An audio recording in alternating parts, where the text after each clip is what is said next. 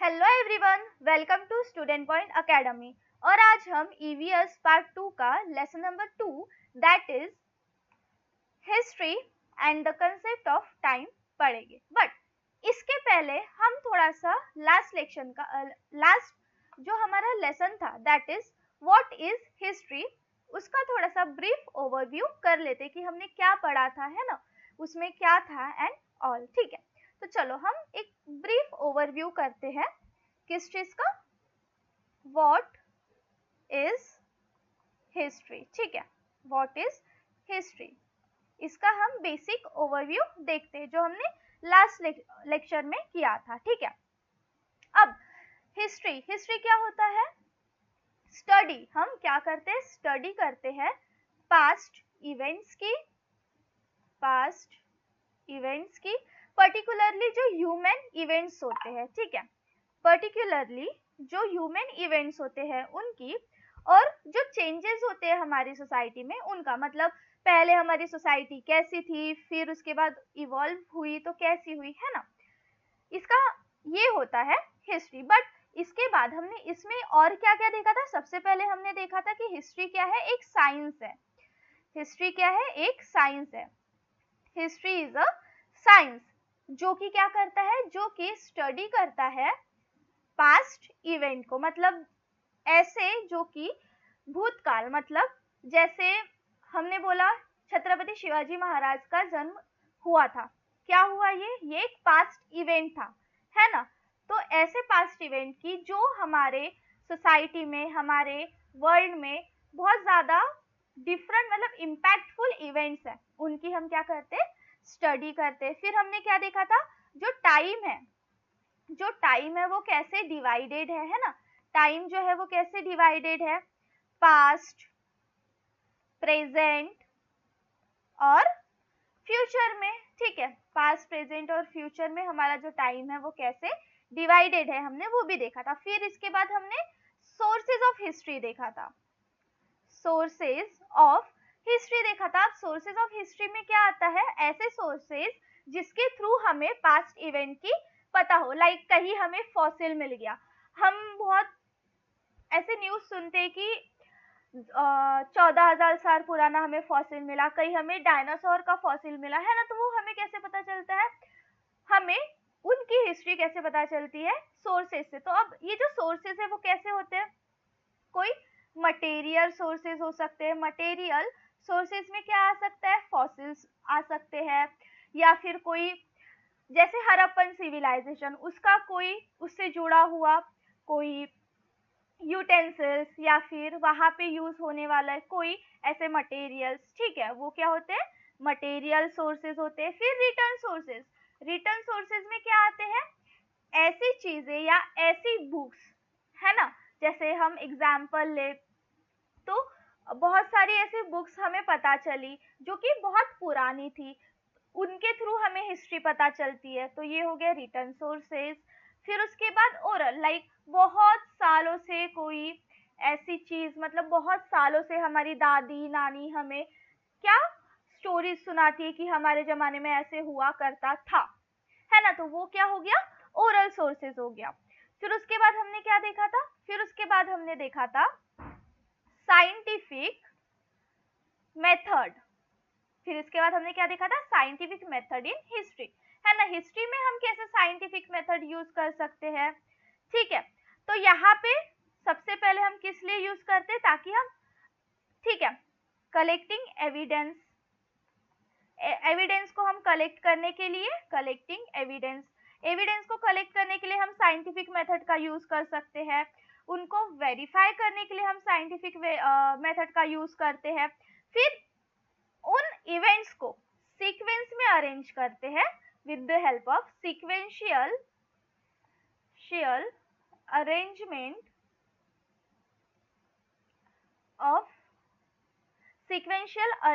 Of events. ठीक है, पहले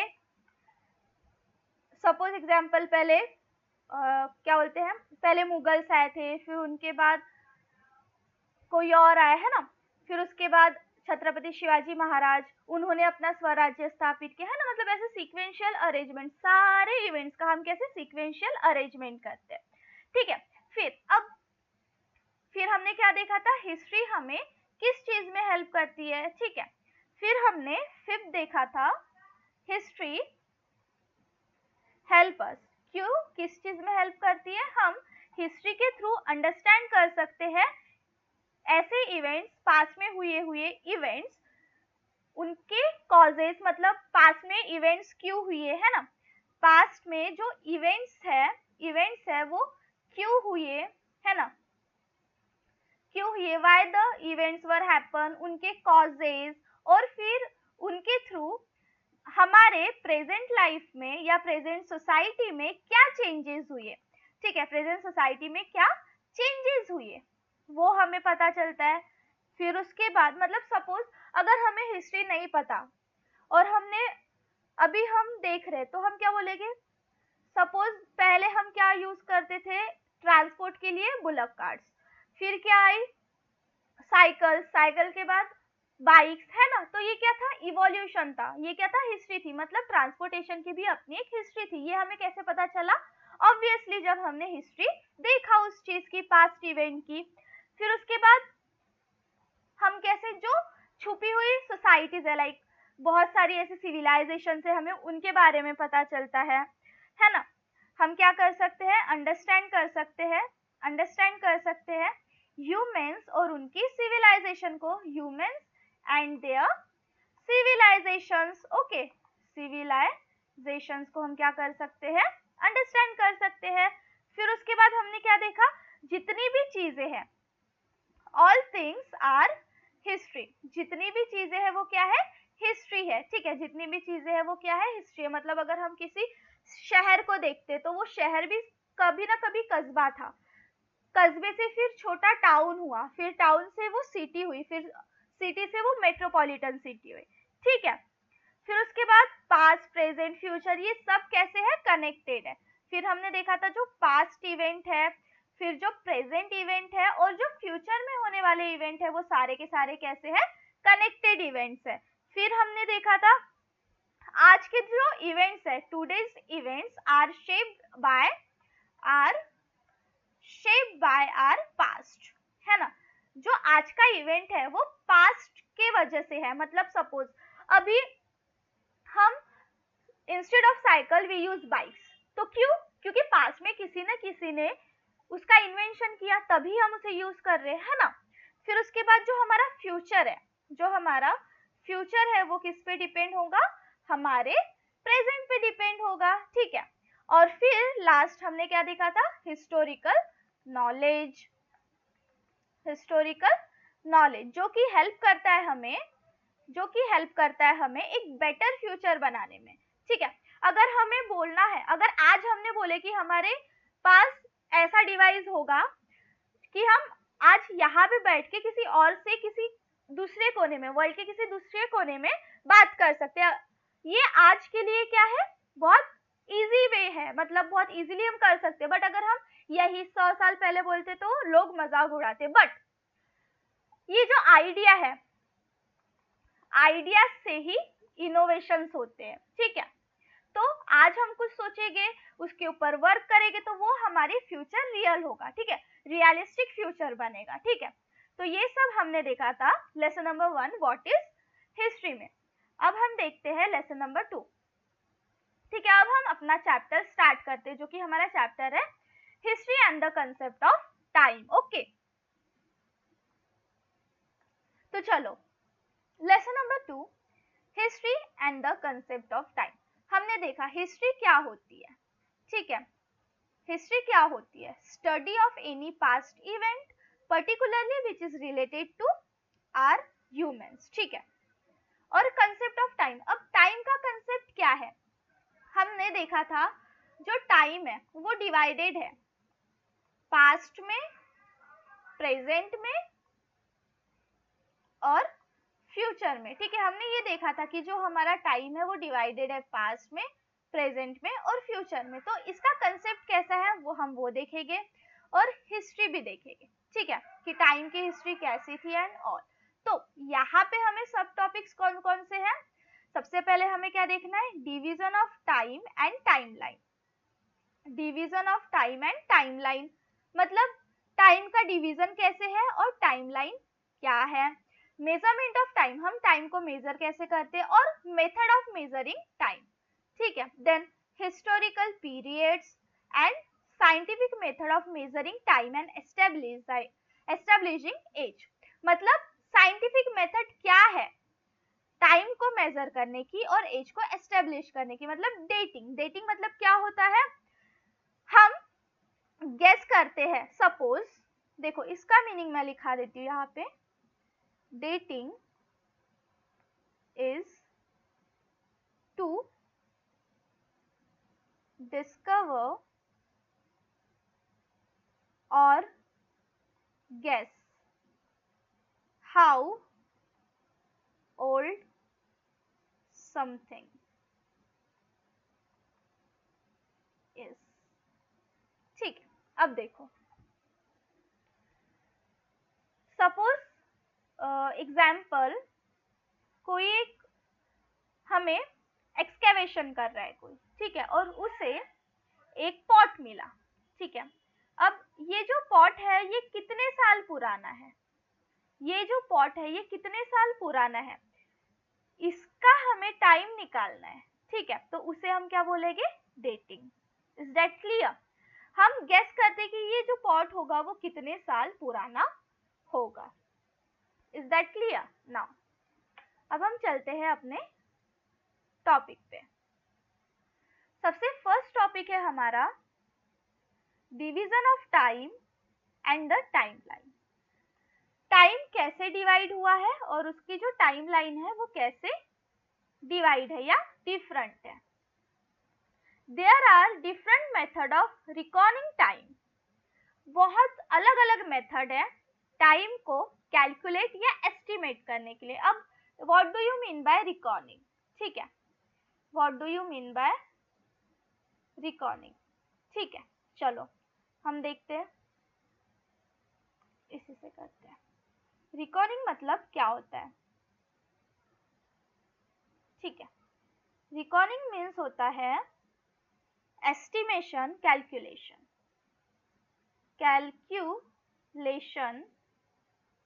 और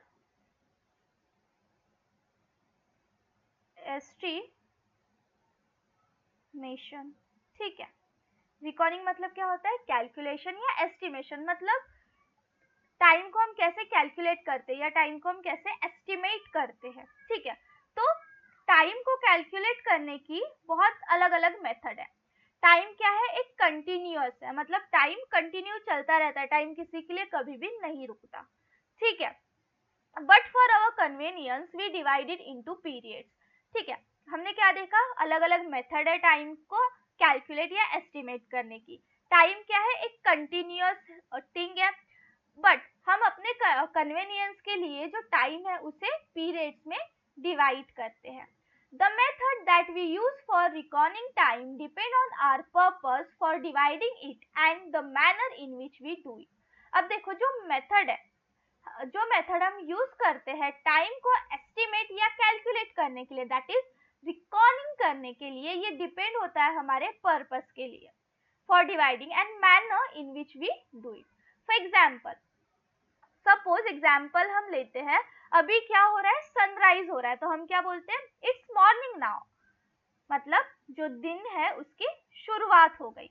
सनसेट में हम क्या बोलते हैं, it is evening now, soon it will be night, मतलब अभी शाम हो गई और जल्दी ही रात होने वाली है। और जब डे का अंत मतलब डे एंड होता है तो हम क्या बोलते हैं, जो क्या बोलते हैं, जब एंड होता है तब it becomes dark and it is night. जो दिन है हमारा वो कैसे हो रहा है, डार्क हो रहा है, और अब क्या हो रही है, रात हो रही है। This means we divide the day into two parts, day and night. यहाँ पे हमने क्या देखा, अलग अलग मेथड है कैलकुलेट या एस्टिमेट करने की टाइम को। टाइम क्या है, कंटिन्यूअस थिंग है, हम अपने कन्वीनियंस के हिसाब से डिवाइड करते हैं टाइम को पीरियड में, ठीक है। हम अपने पर्पस के लिए अगर हमें देखना है कि मतलब सिर्फ आज दिन को डिवाइड करना है, तो हम दिन को कैसे डिवाइड करते हैं, डे और नाइट में, ठीक है। चलो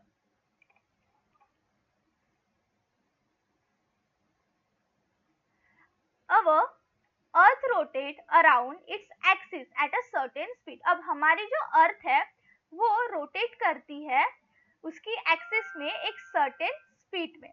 सिमिलरली ये रिवॉल्व करती है सन के अराउंड। अब देखो जो सन है उसकी खुद की लाइट होती है और हम जो हमारी अर्थ है, हम जो लाइट है वो कहाँ से रिसीव करते हैं? सन से। However, we see light only in daytime. Nights are dark. अब देखो इसी वजह से हम क्या करते हैं, लाइट को डे टाइम में देखते हैं और जो हमारी रात होती है वो कैसी होती है? Dark. But how does it happen? ये कैसे होता है ना? हमने तो बोल दिया कि रात जो होती है वो एकदम अंधेरी होती है, एकदम डार्क होती है और जो लाइट है वो हम डे टाइम में रहता है। बट इसके पीछे का रीजन क्या है या ये कैसे होता है, अब हम वो देखते हैं। ठीक है। Now, as a part rotate around its axis, that part of its surface which turn towards the sun become bright. The part that moves away from the sun moves into darkness. अब देखो, suppose ये हमारा अर्थ है और यहाँ पे हमारा सन है। ठीक है। अब ये जो पार्ट सन के तरफ है इधर क्या है? डे है। और जो पार्ट सन के तरफ नहीं है, मतलब यहाँ पे सनरेज नहीं आ रही है, तो यहाँ पे क्या हो जाएगी? नाइट। तो अब यहाँ पे सनरेज नहीं आ रही है मतलब लाइट नहीं आ रही है, तो ये क्या हो जाएगी? डार्क हो जाएगी। और इस साइड डे है मतलब यहाँ पे लाइट आ रही है। ठीक है, तो यहाँ पे क्या हो जाएगा? ये ब्राइट हो जाएगा। Is that clear? Now The Earth take 24 hours to complete one rotation around its own axis. अब देखो जो अर्थ है वो एक रोटेशन खुद की एक्सिस में कंप्लीट करने के लिए 24 आवर्स लेती है। अब ये इस 24 आवर्स में 12 आवर्स होते हैं डे टाइम के और 12 आवर्स होते हैं नाइट टाइम के। ठीक है, 12 आवर्स होते हैं डे टाइम के और 12 आवर्स होते हैं नाइट टाइम्स के। A period of daytime and a following night together make a day. मतलब देखो अर्थ रोटेट करती है खुद की एक्सिस में, तो इसे 24 आवर्स लगते हैं, जिसमें जब ये जो अर्थ है ये रोटेट करेगी तो जब ये सन के साइड होगी तो डे होगी और सन के अपोजिट मतलब दूसरे साइड सन होगा तो नाइट होगी। तो डे भी 12 आवर्स में डिवाइड किया है और नाइट भी 12 आवर्स में डिवाइड की हुई है। ठीक है, तो अगर हम देखें डे टाइम तो उसमें 12 दैट इज 12 आवर्स की क्या होगी? नाइट होगी और 12 आवर्स की क्या होगी? दिन होगी। ठीक है। नाउ अब एक दिन में 24 आवर्स होते हैं, 24 आवर्स में 12 आवर्स नाइट का होता है, 12 आवर्स डे का होता है। Now 7 day from Monday to Sunday make 1 week. अब देखो 1 वीक में कितने डेज होते हैं? 7 डेज। तो यहाँ पे वही बोला है 7 days from Monday to Sunday makes 1 week. 2 week make fortnight, मतलब 14 डेज मिलके क्या बनाते हैं? Fortnight. 4 week make a month, मतलब 7 डेज जो है वो एक वीक बनाते हैं। 14 डेज या 2 वीक जो है वो फोर्टनाइट बनाते हैं और जो 4 वीक है उसका क्या होता है? 1 मंथ होता है। 4 वीक का क्या होता है? 1 मंथ होता है। ठीक है, और जो 12 मंथ है, 12 मंथ मिलके क्या बनाते हैं? एक साल। 12 मंथ मिलके क्या बनाते हैं? एक साल बनाता है। In this manner we record time. इस मैनर में अगर हम एस्टिमेट करें टाइम बिगर और बिगर यूनिट में, तो एक ईयर जो है वो दूसरे एक ईयर के बाद दूसरा ईयर, दूसरे ईयर के बाद तीसरा ईयर, तीसरा ईयर के बाद चौथा, फिर ऐसे करते करते 100 ईयर्स आ जाएंगे। तो जब 100 ईयर्स होता है तो हम बोलते हैं कि एक सेंचुरी कंप्लीट हो गई। और जब 10 century that is 1000 year complete होते हैं तो हम उसे क्या बोलते हैं? मिलेनियम। उसे हम क्या बोलते हैं? मिलेनियम कंप्लीट हो गया। ऐसे मेथड को हम such method of dividing time is known as unilinear division of time. ऐसे मेथड को हम क्या बोलते हैं? ऐसे मेथड को हम बोलते हैं यूनिलीनियर डिवीजन ऑफ टाइम। ठीक है, तो डिवीजन ऑफ टाइम और टाइमलाइन में कुछ नहीं था, हमने ये जाना कि जो टाइम है वो हम अपने हिसाब से डिवाइड करते हैं। अगर हम दिन को देखें तो रात होती है और दिन होता है। दिन में डे टाइम के वक्त हमें लाइट दिखती है और नाइट में बहुत ज्यादा डार्क होता है। क्यों? Because of rotation of earth. फिर हमने देखा 7 डेज मिलके एक वीक बनाते हैं, 2 वीक मिलके फोर्टनाइट बनाते हैं, 4 वीक मिलके 1 मंथ बनाते हैं, 12 मंथ मिलके एक ईयर बनाते हैं। और ऐसे ही अगर हम बिगर यूनिट ले 1 ईयर का, एक ईयर, फिर दूसरा ईयर, फिर तीसरा ईयर, और ऐसे 100 ईयर्स होते तो उसे एक सेंचुरी कंप्लीट होती है, ऐसे बोलते हैं। और जब 10 सेंचुरीज दैट इज 1000 ईयर होते तो उसे हम मिलेनियम कंप्लीट हुआ, ऐसे बोलते हैं। और इस मेथड को मतलब हम रिपीटेटिवली कोई एक सेम फेज में ईयर को काउंट कर रहे और एक ही पेज पे हम देख रहे तो उसे हम क्या बोलते हैं? Unilinear division of time. Is that clear? अब हम आते हैं नेक्स्ट कॉमन एरा या क्रिश्चियन एरा पे। ठीक है, in the unilinear division of time, year that follow one after other are arranged in serial order। अब देखो क्या होता है, यूनिलीनियर डिवीजन ऑफ टाइम में जो ईयर है, year that follow one after other are arrange in a serial order. Suppose अभी 2025 चल रहा है, इसके बाद क्या आएगा? 2026 आएगा, फिर क्या आएगा? 2027 आएगा, फिर क्या आएगा? 2028 आएगा। ठीक है, तो ऐसे ये किसमें? सीरियल ऑर्डर में क्या है? अरेंज होते हैं। In history books also a chain of events that follow one after the other is presented in linear and serial manner। अब हिस्ट्री बुक में एक चेन ऑफ इवेंट यही पैटर्न फॉलो करता है, लीनियर और serial manner. For this usually we refer to common era या Christian era written by CE और AD, that is anno domini, जिसका मतलब होता है in the year of our lord. मतलब देखो, हमने देखा है 1967 एडी है ना, जब हम हिस्ट्री की बुक पढ़ते तो एडी होता है या सी होता है। तो सी का मतलब क्या होता है? क्रिश्चियन एरा या कॉमन एरा, और एडी का मतलब क्या होता है? एनो डोमिनी। मतलब सीई और एडी ये कैसे इंक्रीजिंग ऑर्डर में रहते हैं। जैसे अभी 2001 है तो फिर क्या आएगा? 2002 आएगा, फिर क्या आएगा? 2003 आएगा, फिर क्या आएगा? 2004 आएगा, ऐसा। ठीक है, the calendar we use today, जो आज हम कैलेंडर यूज कर रहे हैं वो कौन सा है? The calendar we use today is based on Christian era. ठीक है, जो कैलेंडर हम आज यूज कर रहे हैं वो कौन सा है? किस एरा पे बेस्ड है? क्रिश्चियन एरा पे, जिसे हम कॉमन एरा कहते हैं। This era began in memory of Jesus Christ. अब ये जो एरा था ये कब स्टार्ट हुआ? जीसस क्राइस्ट के मेमोरी के। ठीक है, the first year of this era is the year when it began, it is shown with the number 1। जब फर्स्ट एरा था वो क्या था? 1 था। फिर उसके बाद एक साल के बाद सेकेंड, फिर 3, फिर 4। ठीक है, so the first century of this era is 1 to 100 C, that is Christian era और common era। या फिर हम बोल सकते हैं 1 to 100 AD, that is Anno Domini। Okay, next, the period of the first millennium of the era is written as 1 to 1000 C और 1 to 1000 AD। अब ये तो हो गया जीसस क्राइस्ट के बाद का, है ना। बट इसके पहले भी तो था ना, टाइम बिफोर कॉमन और क्रिश्चियन एरा। अब हम उसे देखते हैं।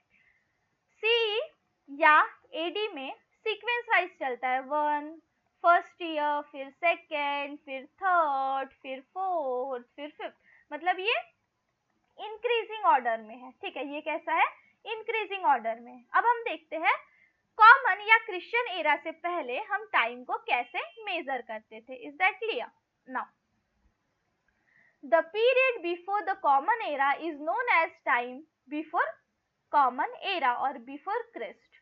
ठीक है, सो ऐसा पीरियड जो कॉमन एरा के पहले था उसे हम क्या बोलते हैं?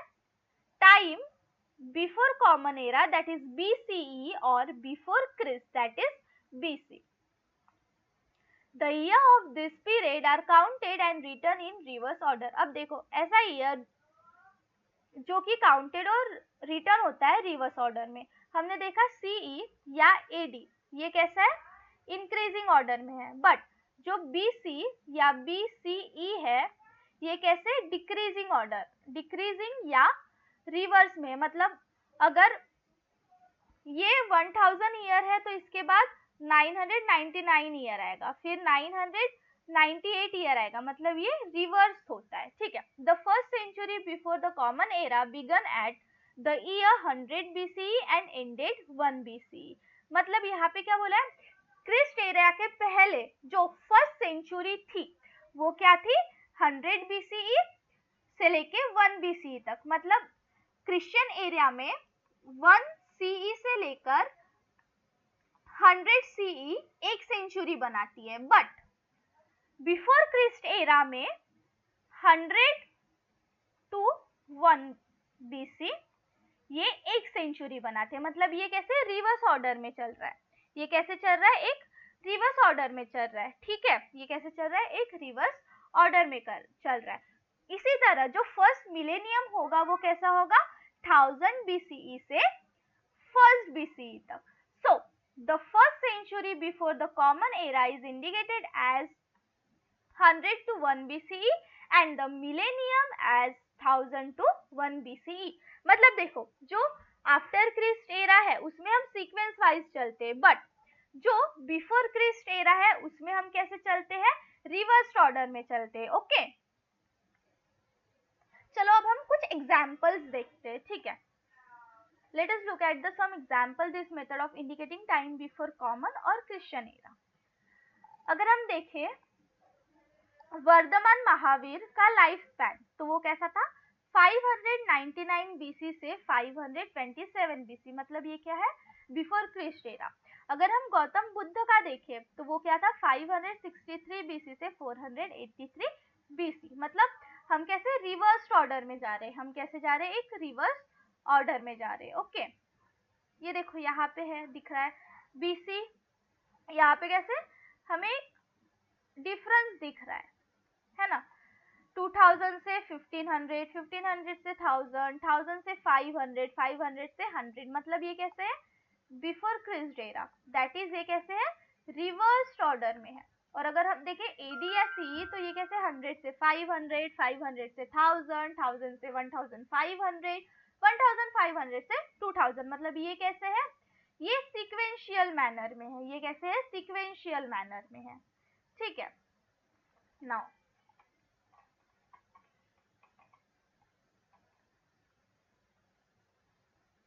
ये कैसे है, सीक्वेंशियल मैनर में, ओके।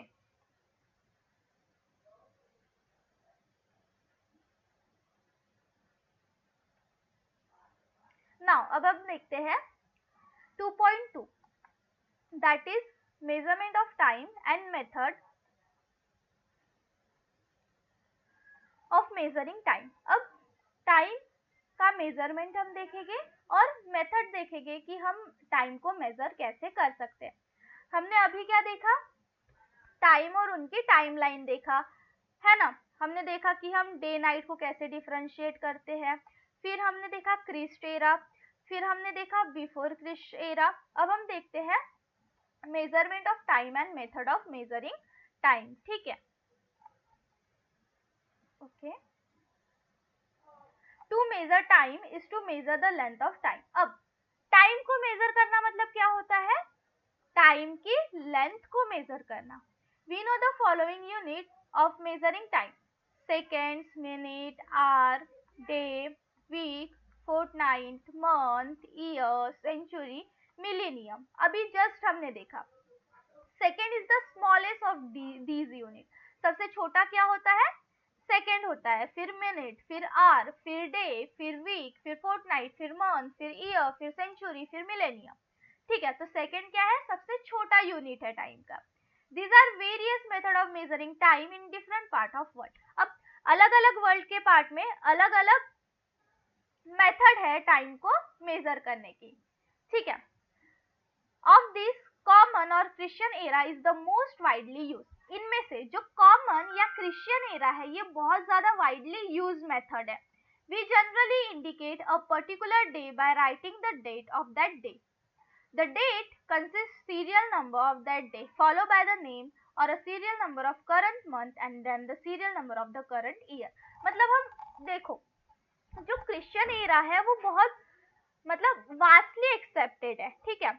अब हम जनरली अगर कोई डेट लिखते हैं तो कैसे लिखते हैं? सबसे पहले हम लिखेंगे आज की डेट सपोज 21 है, ठीक है 21, फिर हम क्या लिखते हैं? Month that is April, then क्या लिखते हैं?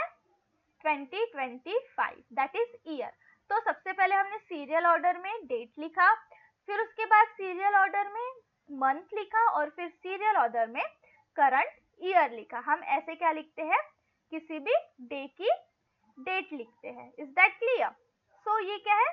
ये सीई में ही हम लिख रहे हैं। Okay, there are other methods to.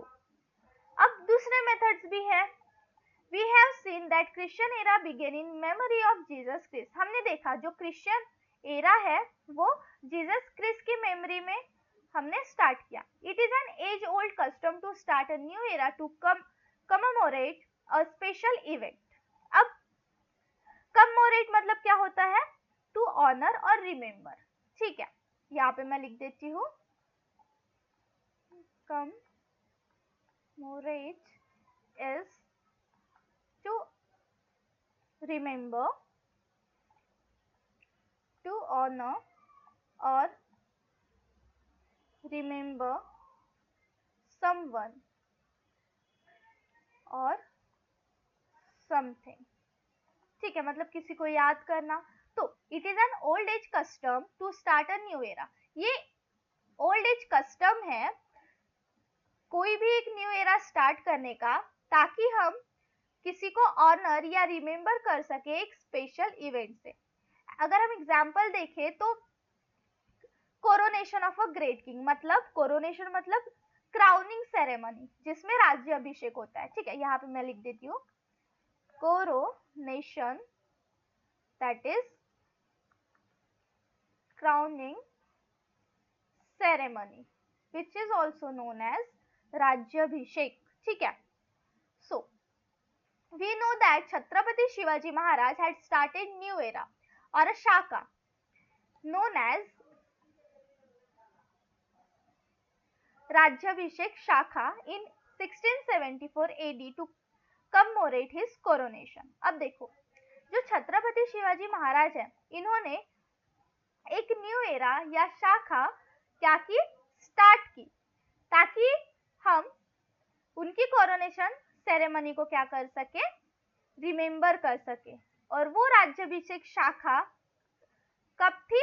1674 AD में, ताकि हम रिमेम्बर या स्मरण कर सके उनकी राज्याभिषेक को या फिर क्राउनिंग सेरेमनी को। फिर आता है शालिवाहन शाखा और विक्रम संवत। ये दो एराज है that are used in India. Shalivahan Shaka और विक्रम संवत ये क्या है? दो एराज है जो कि यूज होते हैं इंडिया में। अब देखो the founder of Islam Prophet Muhammad migrated from Mecca to Medina. अब जो इस्लाम के फाउंडर है प्रोफेट मुहम्मद, ये माइग्रेट किए थे। जो प्रोफेट मोहम्मद थे ये फाउंडर थे इस्लाम के, ये माइग्रेट हुए मतलब मक्का से मदीना गए। अब देखो जो हिजरी एरा था वो स्टार्टेड हुआ इस इवेंट को याद रखने के लिए, मतलब राज्याभिषेक शाखा छत्रपति शिवाजी महाराज के कोरोनेशन सेरेमनी को याद रखने के लिए था। फिर शालिवाहन शाखा और विक्रम संवत ये दो एराज हम इंडिया में यूज करते हैं।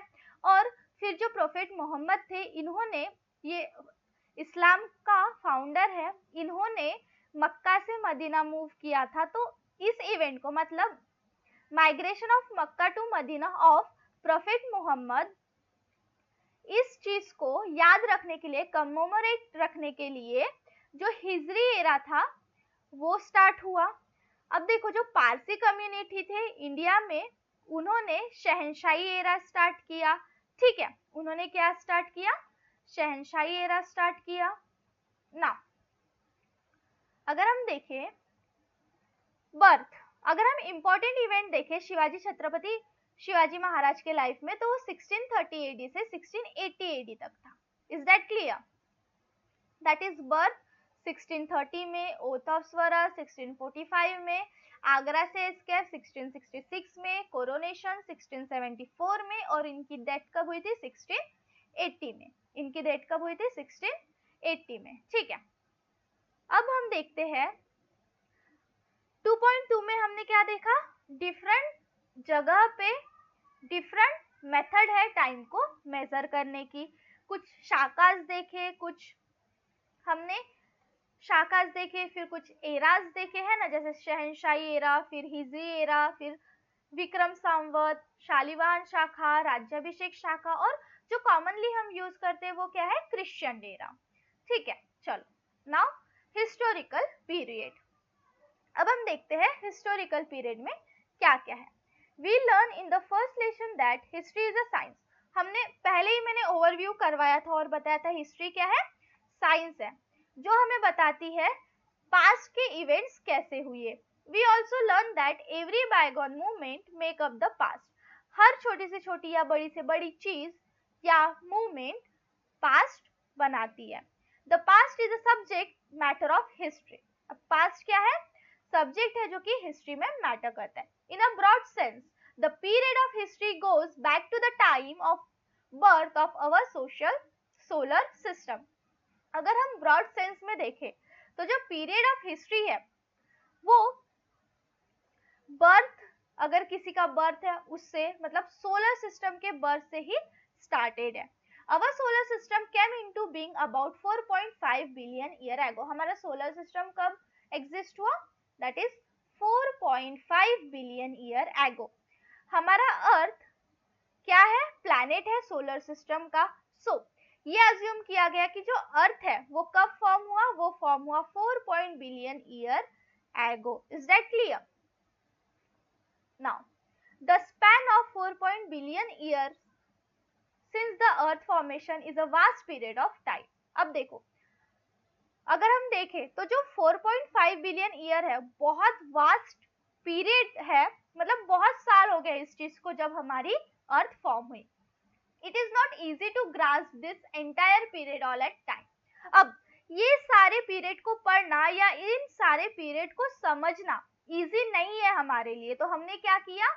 हमने हमारी बेटर अंडरस्टैंडिंग के लिए हिस्ट्री को दो मेन पार्ट पे डिवाइड किया, दो मेन पीरियड पे डिवाइड किया। क्यों? अब देखो, हमारा सोलर सिस्टम कितने साल पुराना है? 4.5 बिलियन ईयर एगो है। हमारी अर्थ भी एक प्लैनेट है सोलर सिस्टम का, तो वो भी कब फॉर्म हुई? 4.5 बिलियन ईयर एगो। अब 4.5 बिलियन ईयर से अगर हम हिस्ट्री देखें तो ये बहुत ज्यादा इम्पॉसिबल हो जाएगा कि सारे इवेंट को बराबर से हम पढ़े। इस वजह से अच्छे से ग्रास्प करने के लिए, अच्छे से अंडरस्टैंड करने के लिए जो हमारे हिस्टोरियंस थे उन्होंने हिस्ट्री को दो मेन पीरियड्स में डिवाइड किया है। ठीक है, हिस्ट्री के टाइम को दो मेन पीरियड्स में डिवाइड किया है, जो कि है प्री हिस्टोरिक पीरियड और हिस्टोरिक पीरियड। अगर हम देखें प्री हिस्टोरिक पीरियड, तो pre historic simply means before history. मतलब प्री मतलब पहले, हिस्ट्री मतलब हिस्ट्री। ठीक है, प्री पहले मतलब हिस्टोरिक पीरियड के पहले, और फिर आता है हिस्टोरिक पीरियड। ठीक है, तो सबसे पहले pre historic period. Pre historic simply mean before history. The prehistoric period is the period for which no written record are available by which to write its history. Prehistoric periods वो period है जो कि history के पहले हुआ, उसके लिए हमें ना रिटर्न रिकॉर्ड्स मिले ना ओरल रिकॉर्ड्स मिले, हमारे पास उसका कोई एविडेंस नहीं है, कोई भी हमारे पास क्या नहीं है? रिटर्न रिकॉर्ड अवेलेबल नहीं है, उसे हम क्या बोलेंगे? Pre historic period. और अगर हम हिस्टोरिक पीरियड देखें तो इसमें हमें रिटर्न रिकॉर्ड्स मिलते हैं, जिससे हम हिस्ट्री क्या कर सकते हैं? लिख सकते हैं। तो prehistoric period is the period for which no written records are available by which to write its history, and Historic period is the period for which written records are available using which we can write history. ठीक है ना. अब हम देखते हैं scientific method of measuring time and establishing age, that is dating. अब scientific method क्या है टाइम को मेजर करने का और एस्टेब्लिश करने का? Is that clear? So we are actually measuring time when we talk about today's date or day of a week etc. हम एक्चुअली अगर हम डेट की बात कर रहे हैं तो हम टाइम को मेजर कर रहे हैं, डे की बात कर रहे हैं तो टाइम को मेजर कर रहे हैं, वीक की बात कर रहे हैं तो टाइम को मेजर कर रहे हैं, फोर्टनाइट की बात कर रहे हैं तो टाइम को मेजर कर रहे हैं, मंथ की बात कर रहे हैं तो भी टाइम को मेजर कर रहे हैं, ईयर्स की बात कर रहे हैं हम तो भी टाइम को मेजर कर रहे हैं. We have seen that there are various method of measuring time. हमने देखा अलग अलग मेथड है टाइम को मेजर करने की. सी है दैट इज क्रिश्चियन एरा है, फिर राज्याभिषेक शाखा है, फिर उसके बाद हिजरी एरा है ना, फिर शहनशाही एरा है ना. तो अलग अलग रीजन में अलग अलग मेथड है. These method allow us to identify a particular day, month or year with respect to an earlier or later day, month or year. ये जो मेथड है ये हमें अलाउ करती है कि हम एक पर्टिकुलर डे, मंथ या ईयर आइडेंटिफाई करें. ठीक है, विथ रिस्पेक्ट ऑफ पिछला वाला डे, पिछला वाला मंथ मतलब जो गया वो मंथ, या लास्ट ईयर. फॉर एग्जाम्पल अगर अभी जून है तो इसके पहले वाला मंथ क्या था? मई था. और इसके बाद वाला में क्या आएगा? जुलाई आएगा. फॉर एग्जाम्पल अभी अप्रैल है, अप्रैल के बाद मई, अप्रैल के पहले मार्च. ठीक है. इफ टुडे इज 10, अगर आज की तारीख 10 है, इफ टुडे इज 10 तो कल क्या होगा? 11 होगा, उसके पहले क्या होगा? 9th होगा, है ना. इस तरीके से हम क्या करते हैं?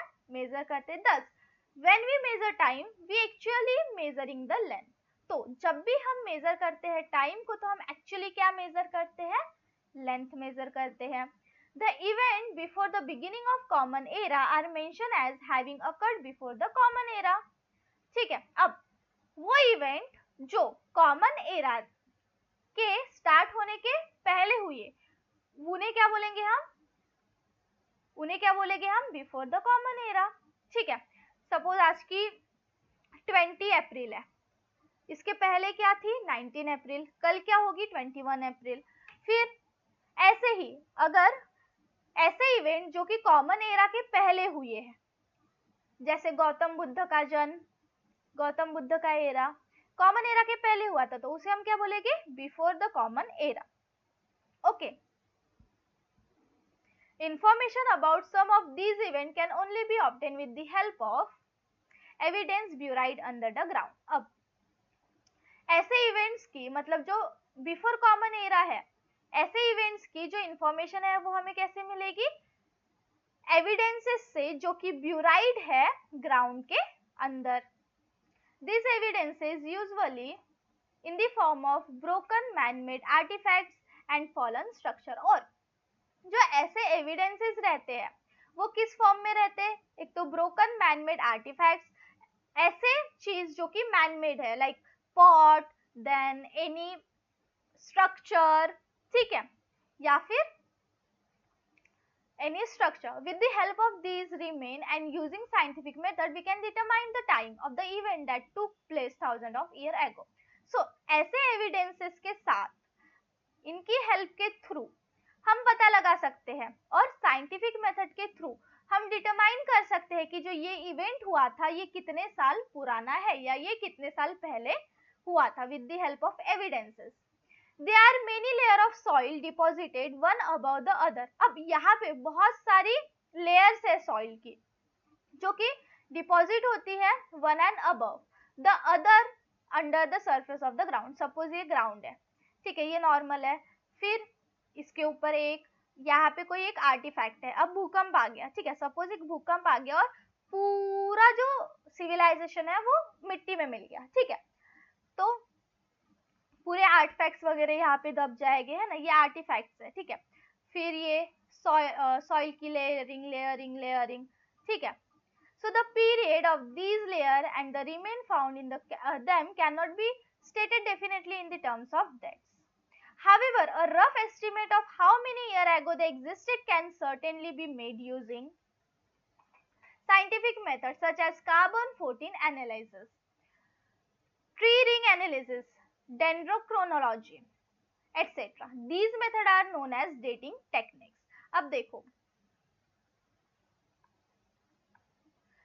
अगर कोई आर्टिफैक्ट हमें मिल रहा है, ठीक है, अगर कोई आर्टिफैक्ट हमें मिल रहा है, ब्यूराइड है और वहां पे बहुत लेयर, परत बर परत सॉइल्स है, ठीक है, सॉइल के अंदर वो ब्यूराइड है, मतलब बहुत अंदर है, और उससे हमने निकाला, तो क्या वो सॉइल गवाह होगी कि ये कितने साल पुराना है? नहीं, हमें कुछ साइंटिफिक मेथड यूज करनी पड़ेगी, सच एज कार्बन-14, ट्री रिंग, ठीक है, कार्बन-14 analysis.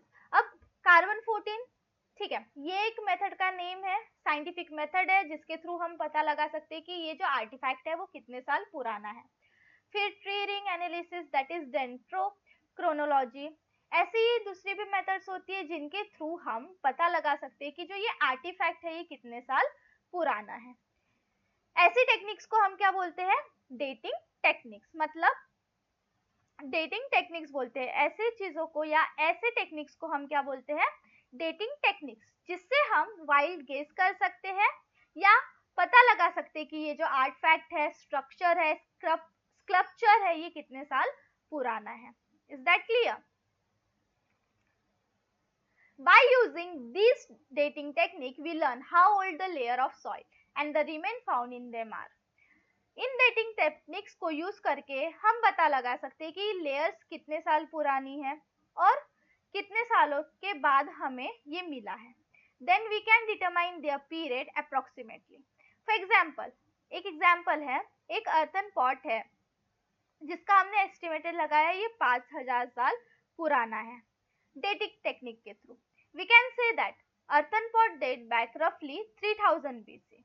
Then we can conclude that जो पीरियड होगा कल्चर, किस कल्चर से बिलोंग करेगा? वो अराउंड 3000 BC। ठीक है, तो यहाँ पे होता है हमारा, यहाँ पे क्या होता है हमारा लेसन कंप्लीट। हमने क्या पढ़ा? टाइम और टाइमलाइन का division, day, night, month, year कैसे होता है वो देखा। फिर उसके बाद हमने देखा टाइम का मेजरमेंट, सेकेंड, मिनट, आवर। फिर उसके बाद सी, फिर राज्याभिषेक, शाका, हिजरी एरा, है ना, अलग अलग रीजन में अलग अलग मेजरमेंट टेक्निक्स है, मेथड्स है। फिर उसके बाद हमने देखा historical periods, that is pre historical period and historic period. Pre historic में हमें रिटर्न एविडेंसेस नहीं मिलते जिसकी वजह से हम हिस्ट्री नहीं लिख पाते, और हिस्टोरिक पीरियड में हमें एविडेंसेस मिलते हैं जिसके थ्रू हम हिस्ट्री लिख पाते हैं। फिर हमने देखा साइंटिफिक मेथड, डेटिंग टेक्निक्स जैसे कार्बन-14, ट्री रिंग एनालिसिस एटसेट्रा। ठीक है, तो यहाँ पे होता है हमारा लेसन नंबर 2 कंप्लीट। ठीक है, अब इसकी एक्सरसाइज हम नेक्स्ट लेक्चर में देखेंगे। तब तक के लिए स्टे ट्यून, पढ़ते रहिए, चैनल को सब्सक्राइब करिए, ऐसे ही लेक्चर्स आते रहेंगे। चैनल को सब्सक्राइब करिए, पढ़ते रहिए और अपने फ्रेंड्स से भी शेयर करें ताकि ज़्यादा से ज़्यादा लोगों तक वीडियो पहुंचे और उन्हें भी पता चले कि हाँ कोई ईवीएस पढ़ा रहा है। ठीक है, चलिए मिलते हैं नेक्स्ट लेक्चर में।